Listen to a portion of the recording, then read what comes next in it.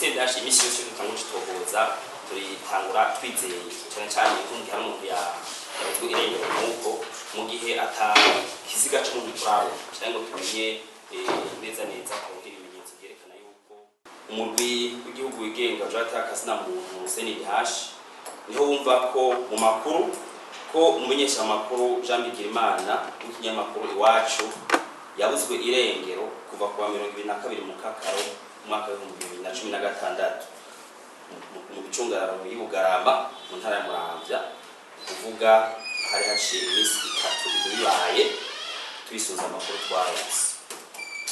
Amakuru CNDH yaronse kandi yerekana ko Jean Bigirimana yari yatanguye akazi mu kinyamakuru Iwacu wa 15 mu Kakaro mwaka wa 2016 mu kuvuga indwi imwe atanguye akazi mu cyo kinyamakuru imbere y'uko abugwa irengero. Bose ndashyironke ayo makuru yacitangura itohoza yihuta kandi bikomeye mu ntumbero nyamukuru y'ukuraba ko yotora umumenyesha makuru. CNDH yaronse amakuru yavuga ko Jean Bigirimana yoba afungiwe mu gasho ku rwego rw'igihugu rujejwe iperereza SNR Muramvya. Mu CNDH washaka kumenyesha ko akagasho ka SNR kazwi kari Muramvya. Mu ntumbero yo gutoza ayo makuru rero umurwi CNDH waragiye mu ntara ya Muramvya urashika ku nzu ibamwe ubujejwe iperereza mu ntara ya Muramvya. Ushika utamuteguje uraheza usaba kwinjira muri iyo nyubako.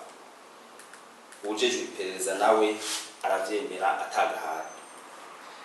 Twararavye iyo nzu icumba ku kindi hamwe no hanze mu kigo, ariko nta kimenyetso na kimwe cyo kwerekana ko Jean Bigirimana canke uyundi muntu yoba afungiwe muri ico kibanza twabonye. Twararondeye kandi no mu bindi bibanza harimwo mu busho bw'igipolisi.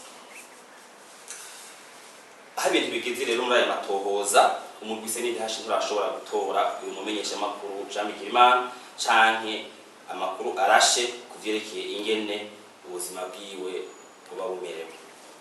Umurwi CNDH uraha agaciro gakomeye cyane ubuzima bwa kiremwa muntu hamwe n'ayandi mateka yose yubahiriza kiremwa muntu.